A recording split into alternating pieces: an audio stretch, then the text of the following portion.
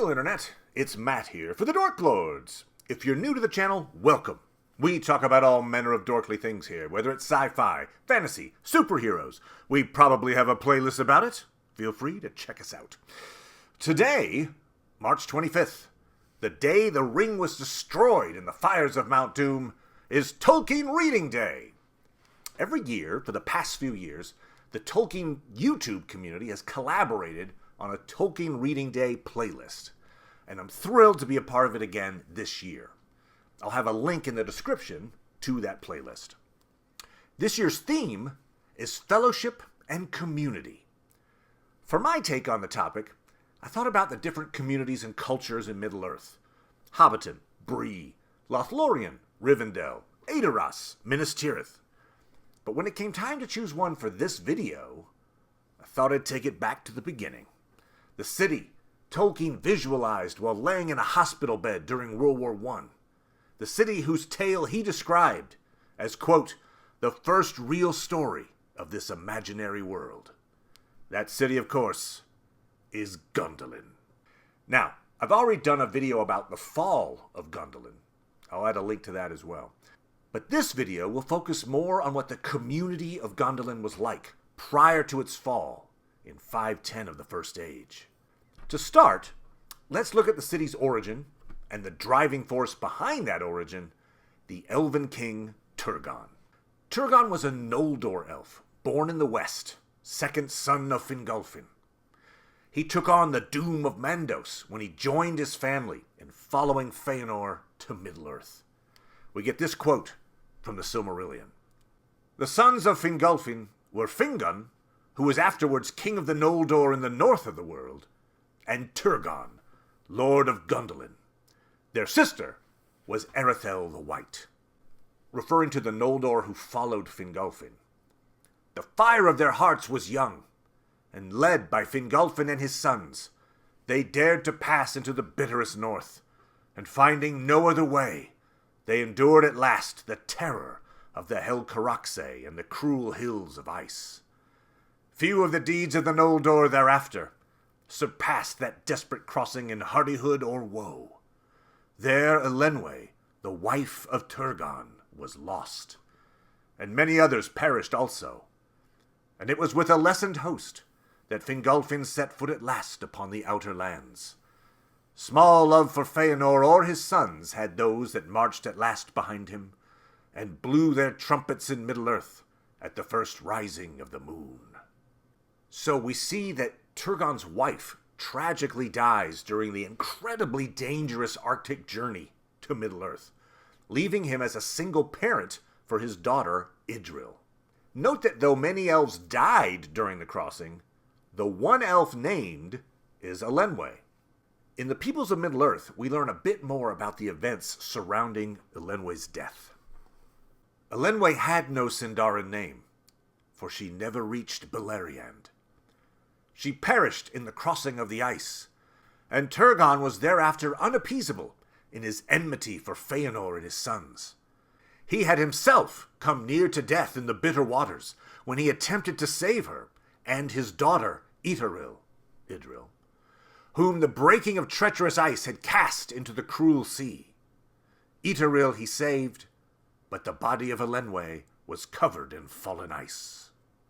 Turgon leaped into the frigid waters of the Helcaraxë, trying to save his family, but he could only save his daughter.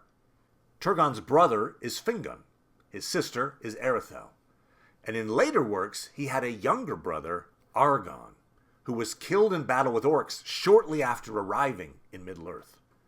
Hence, by the time Turgon begins the process of establishing a realm in Middle-earth, he's already experienced quite a bit of loss. And I think his grief inspires him to want to go to great lengths to protect his daughter, and by extension his people, from harm. So, newly arrived in Middle-earth, Turgon leads his people to a defensible region surrounded by mountains, though it is not Gondolin. Obviously that strategy will be imposed again about 100 years later when Gondolin is founded. This realm is called Nevrast, and its chief city is called Vinyamar. From the Silmarillion. West of Dor-lómin, beyond the echoing mountains, lay Nevrast, that signifies the hither shore in the Sindarin tongue. There for many years was the realm of Turgon the Wise, son of Fingolfin. By some, Nevrast was held to belong rather to Beleriand than to Hithlum, for it was a milder land, watered by the wet winds from the sea and sheltered from the cold north winds that blew over Hithlum. It was a hollow land, surrounded by mountains and great coast cliffs higher than the plains behind, and there was a great mere in the midst of Nevrast, with no certain shores, being encircled by wide marshes. At the coming of the Noldor, many of the Grey Elves lived in Nevrast near to the coasts, and especially about Mount Taras in the southwest, for to that place Ulmo and Osse had been wont to come in days of old. All that people took Turgon for their lord, and the mingling of the Noldor and the Sindar came to pass soonest there. And Turgon dwelt long in those halls that he named Vinyamar, under Mount Taras beside the sea. Important to note the line, the mingling of Noldor and Sindar came to pass soonest there. The Sindar elves had never made it to the west. They were culturally very different from the Noldor. But Turgon united them, and when the time comes to move to Gondolin, there will actually be more Sindarin elves in Gondolin than Noldor. This is one of the reasons I thought of Gondolin when it came to the theme of community. And note Vinyamar's connection to Ulmo, Lord of Waters, as well. Ulmo is strongly connected with the founding of Gondolin. He sends Turgon dreams and ultimately meets with Turgon, encouraging him to establish the secret realm of Gondolin. This conversation between Ulmo and Turgon spells out Ulmo's reasoning. These are Ulmo's words. Longest of all the realms of the Adalier shall Gondolin stand against Melkor. But love not too well the work of thy hands and the devices of thy heart, and remember that the true hope of the Noldor lieth in the west, and cometh from the sea. And Ulmo warned Turgon that he also lay under the doom of Mandos, which Ulmo had no power to remove. Thus it may come to pass, he said, that the curse of the Noldor shall find thee too, ere the end, and treason awake within thy walls. Then they shall be in peril of fire. But if this peril draweth nigh indeed, then even from Nevrast one shall come to warn thee, and from him, beyond ruin and fire, hope shall be born for elves and men. Leave therefore in this house arms and a sword, that in years to come he may find them, and thus shalt thou know him, and not be deceived. And Ulmo declared to Turgon what kind and stature should be the helm and mail and sword that he left behind. So Ulmo has a plan. He knows that he can't undo the doom of Mandos. And yep, Fingolfin, Fingon, Erethel, and Turgon all suffer violent deaths. And he says that the true hope to defeat Morgoth lies in the west.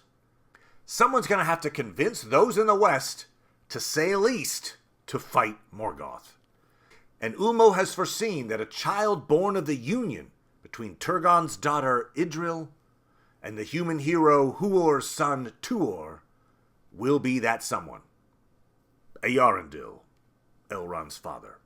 As we see from Ulmo's instructions to leave armor and a sword in a certain place, as it happens for Tuor to find, Ulmo has constructed a tenuous path to victory, but not for Turgon. The doom of Mandos will claim him and those following him. Ulmo just needs to buy some time. Hence, go build a hidden city and hope it stays hidden until Eärendil is born. Spoiler alert, the plan works, though barely.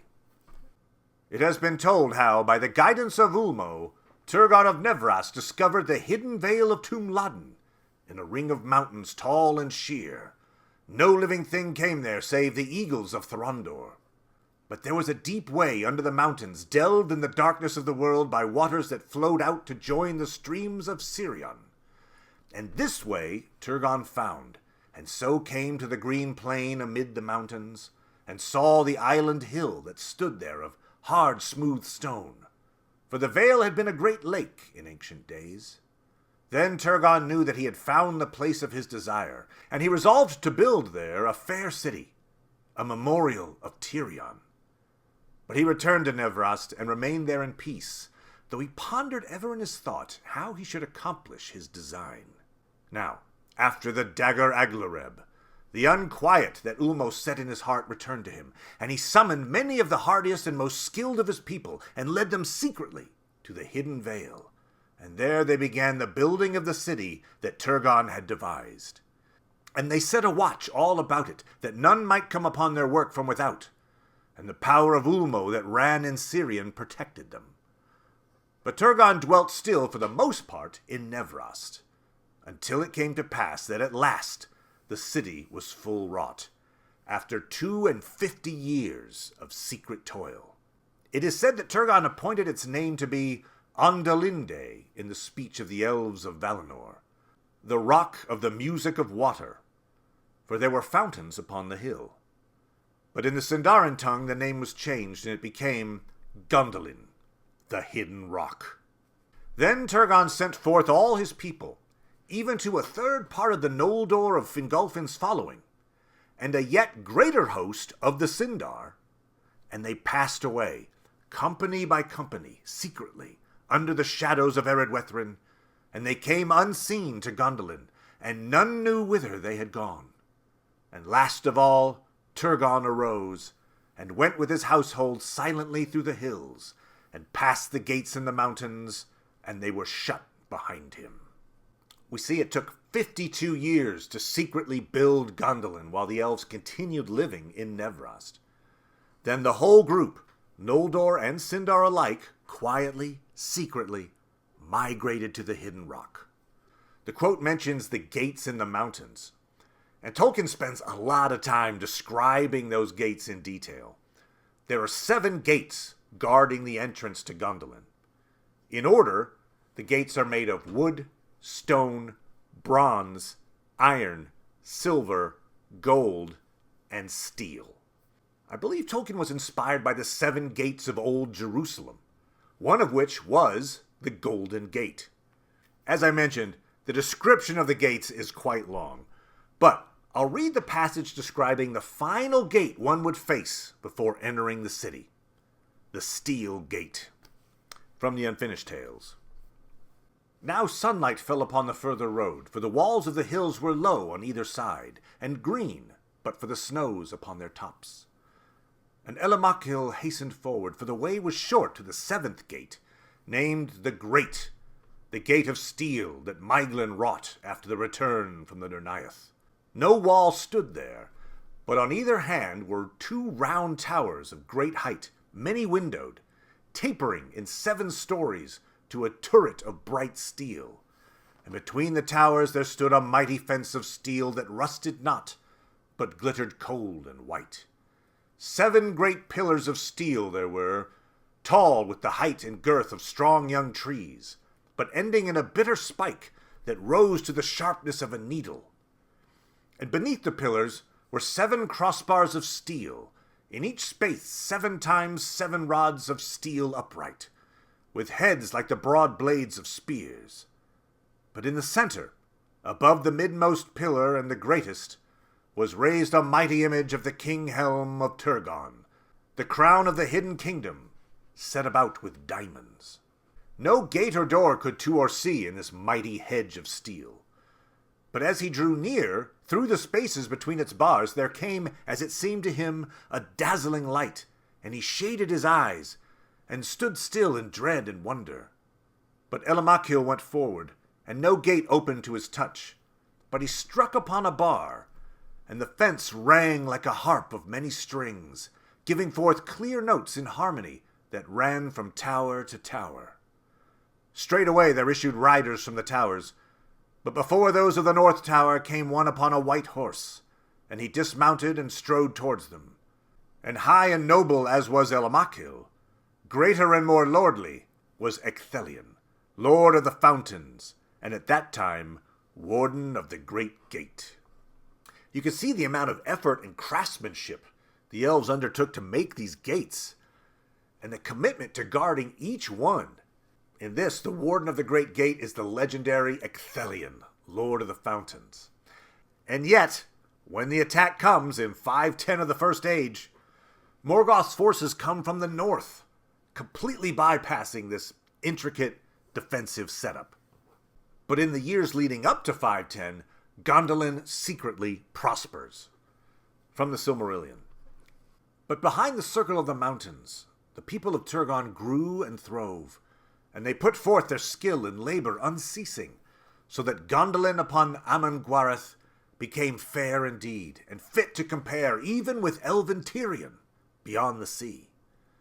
High and white were its walls, and smooth its stairs, and tall and strong was the tower of the king. There shining fountains played, and in the courts of Turgon stood images of the trees of old, which Turgon himself wrought with elven craft. And the tree which he made of gold was named Glingal, and the tree whose flowers he made of silver was named Belthil. But fairer than all the wonders of Gondolin was Idril, Turgon's daughter, she that was called Celebrindal the Silverfoot, whose hair was as the gold of Laurelin before the coming of Melkor.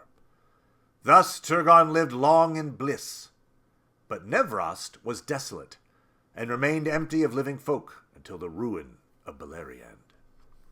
I love the homage to the trees of Valinor. This is all part of Turgon attempting to recreate the life he left in the West, in Tirion. But this city has a dark shroud hanging over it. It's something to remember about this society. They've committed to living in secret.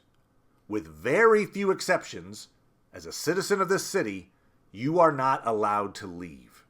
And they live in constant fear of being discovered. Here's the moment when Erethel finally convinces Turgon to let her venture out of the city. And when 200 years had passed since Gondolin was full wrought, she spoke to Turgon and asked leave to depart. Turgon was loath to grant this and long denied her, but at the last he yielded, saying, "Go then if you will, though it is against my wisdom, and I forebode that ill will come of it both to you and to me.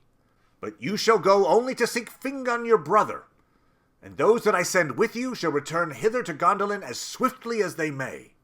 But Erethel said, "I am your sister and not your servant, and beyond your bounds I will go as seems good to me, and if you begrudge me an escort, then I will go alone." Then Turgon answered, "I grudge you nothing that I have, yet I desire that none shall dwell beyond my walls who know the way hither. And if I trust you, my sister, others I trust less to keep guard on their tongues." You can see how rare it is that Turgon grants permission for someone to leave. This is his own sister, and he's still really reluctant. As it happens, she eventually returns with her son Maiglin, who ultimately gives Gondolin's location to Morgoth, so Turgon was right to worry. Two others that Turgon allowed to enter and then leave were the human brothers Hurin and Huor, Tuor's father. They meet up again during one of the few occasions that Turgon and the Gondolindrum ventured forth from the city. That was at the disastrous Battle of Unnumbered Tears. As the good guys are being routed, Hurin and Huor agree to hold the line to cover Turgon's escape, but not before reminding Turgon why Gondolin's existence is important.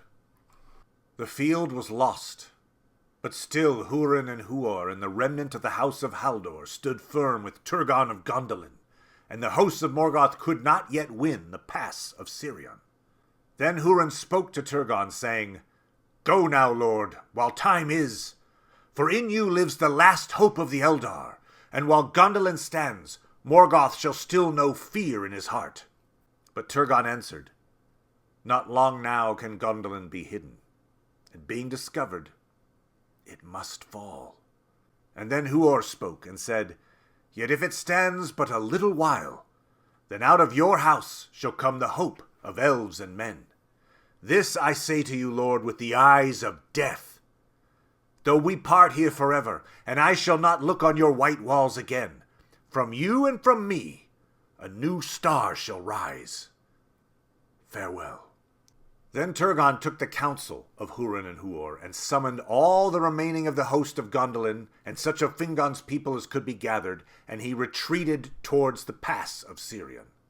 And his captains, Ecthelion and Glorfindel, guarded the flanks to right and left, so that none of the enemy should pass them by. But the men of Dorloman held the rear guard as Hurin and Huor desired, for they did not wish in their hearts to leave the Northlands, and if they could not win back to their homes, there they would stand to the end.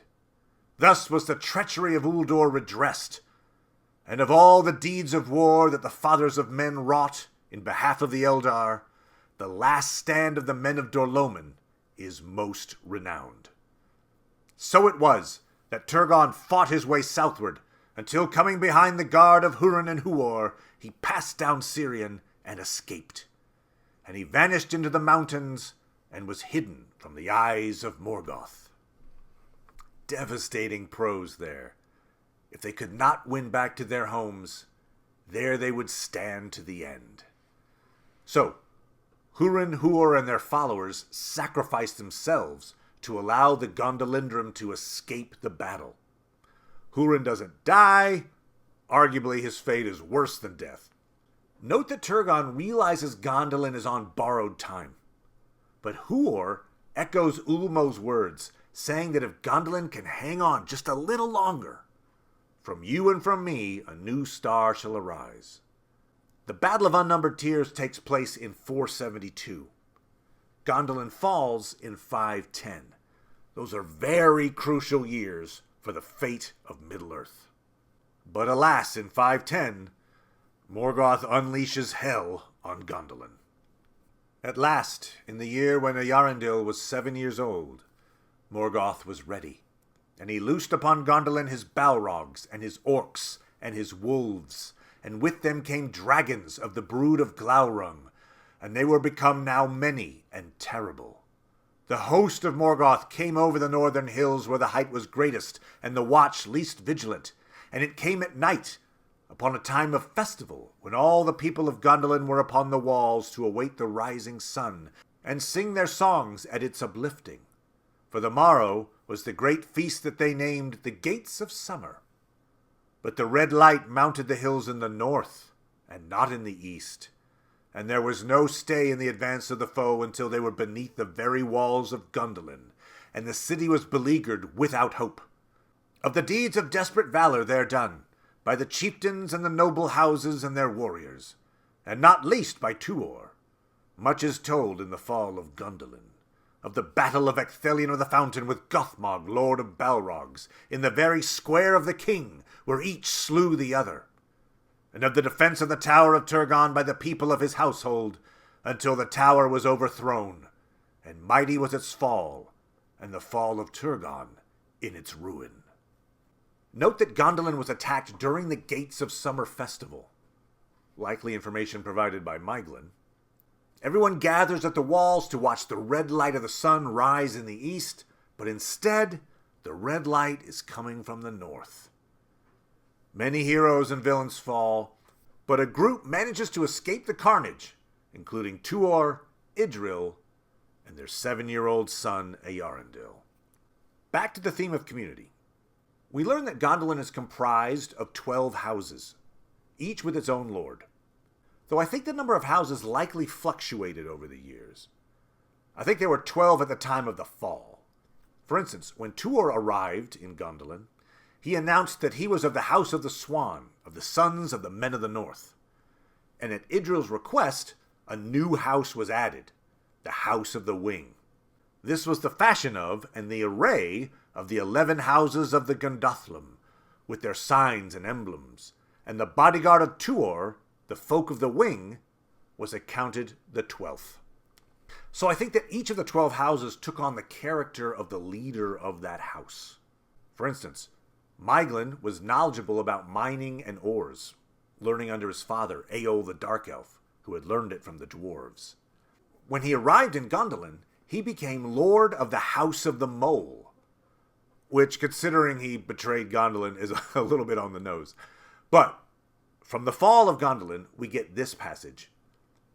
Now the sign of Maeglin was a sable mole, And he was great among quarrymen, and a chief of the delvers after ore, and many of these belonged to his house. I could probably make a separate video for each house. It would be a very long video to cover them all at once. So in the interest of this year's theme of fellowship and community, I'm going to conclude this video with a look at one house and its leader. The House of the Hammer of Wrath. Easily the best named house. From the Fall of Gondolin. Now the last of the battalions was furnished by the folk of the Hammer of Wrath, and of these came many of the best smiths and craftsmen, and all that kindred reverenced Aule the smith more than all other Ainur. They fought with great maces like hammers, and their shields were heavy, for their arms were very strong. In older days they had been much recruited by Noldor, who escaped from the mines of Melkor. And the hatred of this house for the works of that evil one, and the Balrogs his demons, was exceedingly great. Now their leader was Rog, strongest of the gnomes, scarce second in valor to Galdor of the Tree. The sign of his people was the stricken anvil, and a hammer that smiteth sparks about it was set on their shields, and red gold and black iron was their delight. Very numerous was that battalion, nor had any amongst them a faint heart, and they won the greatest glory of all those fair houses in that struggle against doom. Yet they were ill-fated, and none ever fared away from that field, but fell about Rog and vanished from the earth. And with them much craftsmanship and skill has vanished forever. So, the House of the Hammer of Wrath. Obviously warlike, crafting armor and weapons, and then using them. But note that the passage mentions the house includes many Noldor who escaped from the mines of Morgoth. In the Silmarillion, we learn, few of the Noldor whom Morgoth captured were put to death, because of their skill in forging and in mining for metals and gems. By secret tunnels known only to themselves, the mining elves might sometimes escape. The fact that Rog's house takes in these escaped elves is an interesting facet, and here's why. Many of the Noldor and the Sindar they took captive, and led to Angband, and made them thralls, forcing them to use their skill and their knowledge in the service of Morgoth. And Morgoth sent out his spies, and they were clad in false forms, and deceit was in their speech. They made lying promises of reward, and with cunning words sought to arouse fear and jealousy among the peoples, accusing their kings and chieftains of greed and of treachery one to another. And because of the curse of the kinslaying of Alqualande, these lies were often believed. And indeed, as the time darkened, they had a measure of truth, for the hearts and minds of the elves of Beleriand became clouded with despair and fear. But ever the Noldor feared most the treachery of those of their own kin, who had been thralls in Angband. For Morgoth used some of these for his evil purposes, and feigning to give them liberty, sent them abroad. But their wills were chained to his, and they strayed only to come back to him again. Therefore, if any of his captives escaped in truth, and returned to their own people, they had little welcome, and wandered alone, outlawed, and desperate. So the elven escapees were homeless, outlawed, and desperate. They survived terrible, tortuous conditions, escaped with their lives, and then they were treated like pariahs by those they formerly knew as friends. But they were welcome at the House of the Hammer of Wrath. And I don't think it's a coincidence that the house is named the Hammer of Wrath, and they wield maces in battle. Morgoth's mace Grond was also known as the Hammer of the Underworld. This house was a response to Morgoth's treatment of these particular elves, a group able to bond over their shared experience and likely their PTSD. And so that leads me to wonder about the backstory of the house's leader, Rog, the elf so willing to put his faith and trust in the lowest tier of elven society. Here's an interesting footnote from Christopher Tolkien in The Fall of Gondolin. In the version of the Silmarillion made in 1930, the text actually reads, Much is told in the Fall of Gondolin of the death of Rog without the walls, and of the battle of Ecthelion of the Fountain. I removed the reference to Rog on the grounds that it was absolutely certain that my father would not have retained this name as that of a Lord of Gondolin. Christopher is absolutely certain that his dad intended for Rog to have a different name. True, it's the only monosyllabic name among the 12 lords. In Sindarin, Rog means demon, a la Balrog, demon of might. Note the passage I read earlier about the house. The hatred of this house for the works of that evil one, and the Balrogs his demons, was exceedingly great. And the very next sentence is, now their leader was Rog. I think Tolkien knew what he was doing. This house, the Hammer of Wrath, catering to outcast elves. Its leader has the highly unusual name, Rog. Is it possible Rog himself was an escapee? Captured, perhaps in the Battle of Unnumbered Tears, tortured in Angband, forced to craft weapons for the enemy, until one day, fleeing down a secret tunnel, then returning to Gondolin through another secret tunnel, trying to salvage his reputation, perhaps being called Rog by the elves of Gondolin as an insult, maybe embracing that name, creating a house for others like himself. I get it, this is all conjecture and likely fan fiction, but I think there is a hint of that backstory there. And whether or not Rog was an escaped prisoner, his house represents community at its finest.